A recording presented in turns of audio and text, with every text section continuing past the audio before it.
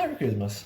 It is currently the 29th of December, so Christmas already passed, but I should probably say Happy New Year's, but when I will release this in the log 2, it will already be long afterwards, so time is an illusion. I have some gifts for me. I bought some electrical parts. The least interesting is a couple of new micro switches, which, come on, you can do it. You can do it. No, you won't do it. Because these ones have a lighter click, at least I think, compared to the other ones. And since these can be replaced in arcade buttons, I realized that the problem with the arcade buttons, it's not the spring, but it's the micro switch, which is too heavy. And so I'm testing whether these ones are better or worse, but I still cannot do that because I did not bring any hardware back here, so I cannot test it until I'm back in my apartment. Second thing is power connectors, which won't make a lot of sense for a couple of minutes. This is a normal barrel plug, while this one is a full-on connector like XLR for microphones.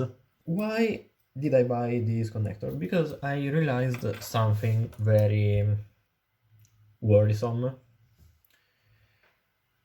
The arcade buttons have LEDs, and so far so good.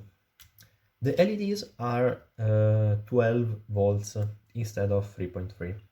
So, after talking with my dad, he suggested, after many hours of discussions, to have a separate line for 12 volts and then use that to power the LEDs.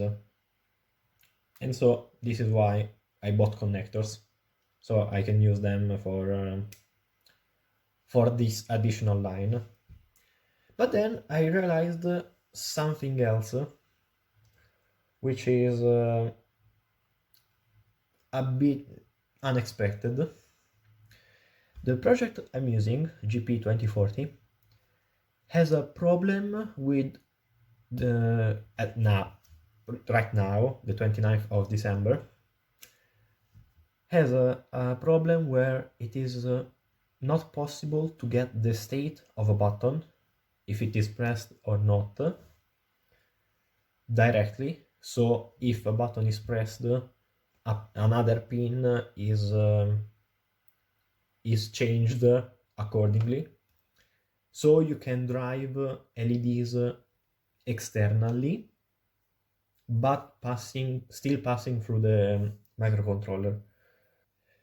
Except there is a way to drive addressable RGBs based on buttons, but that leads to a bigger problem of I then have to change every LED on the arcade button to be an addressable RGB LED, and then I have to figure out how to wire them and to also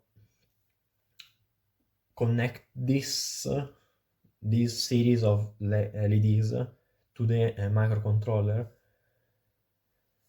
And after discussing many hours with my dad, we came to the conclusion that it's better and easier to deal with the LEDs completely separately with another microcontroller.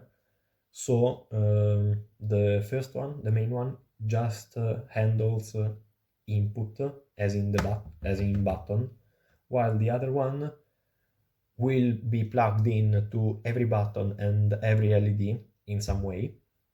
And since I am using in this scenario another microcontroller, I can then program it directly, so there is no problem about getting the information on whether a button is pressed. But this is a bit unexpected because at the moment I don't have another microcontroller to handle this, and also it still leaves the problem of you need a 12-volt line, so you need a connector of some kind to give energy to the LEDs. All of this because I want to control the LEDs on the button. So, a bit of recap, so everyone is in the same page. And with everyone, I mean me and the feature as well. Just plug in the LEDs directly in hardware, use addressable RGB LEDs, or have a second microcontroller to control the LEDs in a completely separate system from the actual controller part.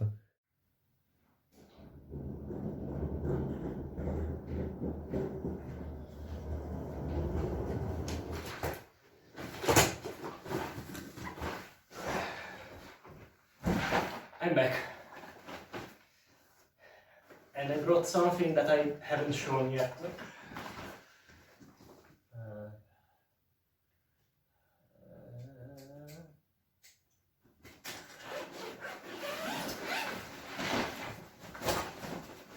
Non la parte pesante. So,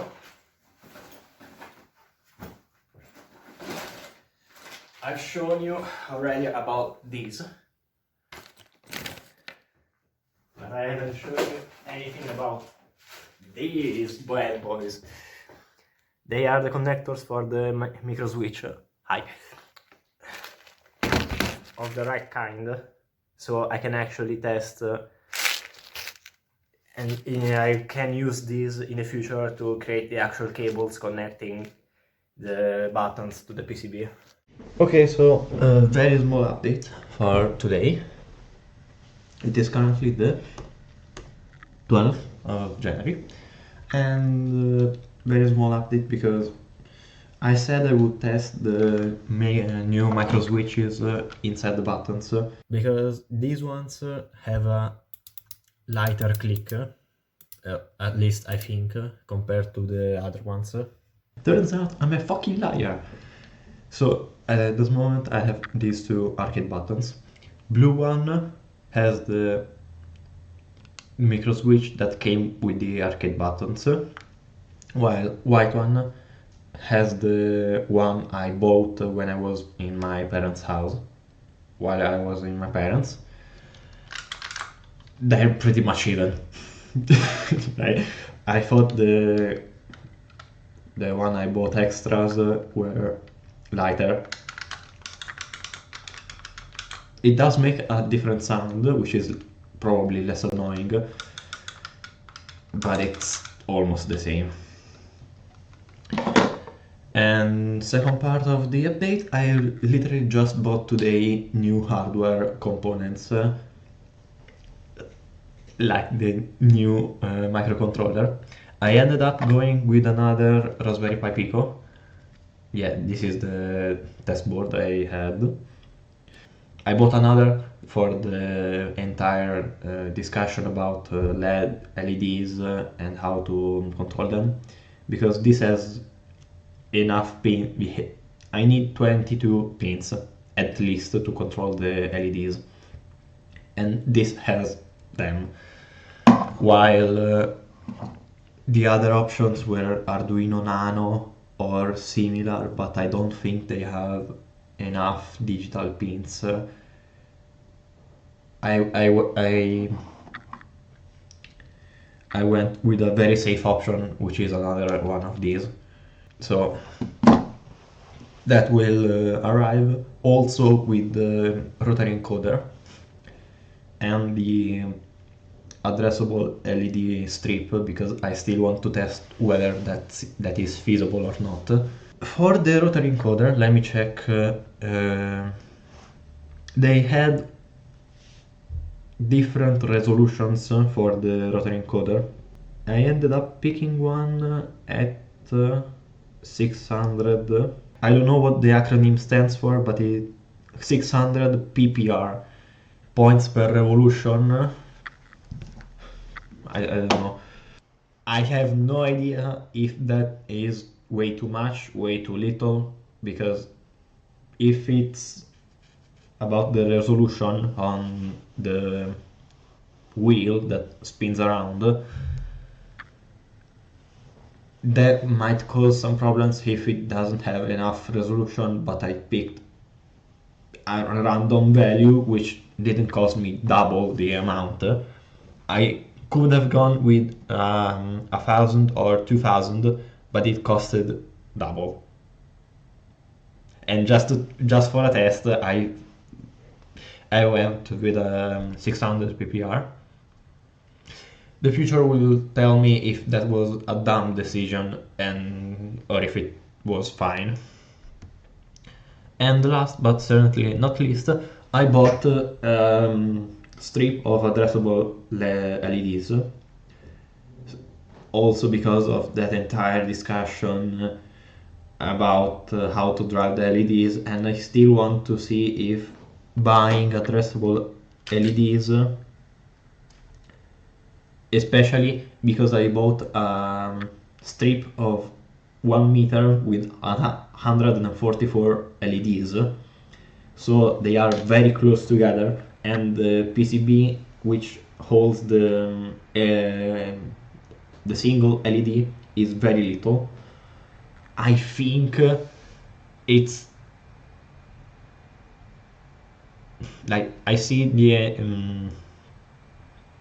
the diameter of this and think to myself, probably these ones, the addressable RGB ones, might fit.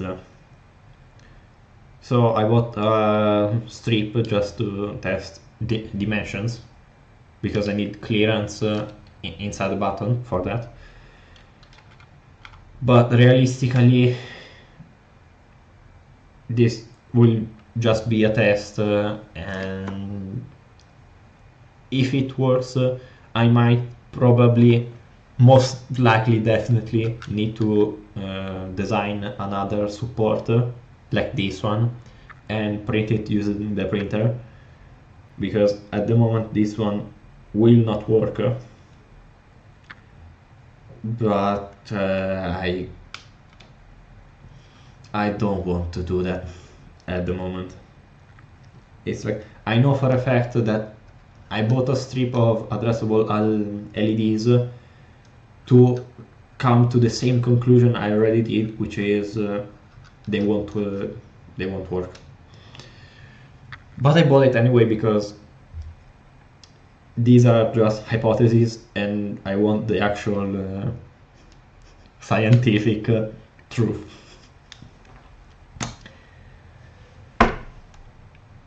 And that's it. Tomorrow I have an exam. I might throw something in the rest of the video. Ciao ciao.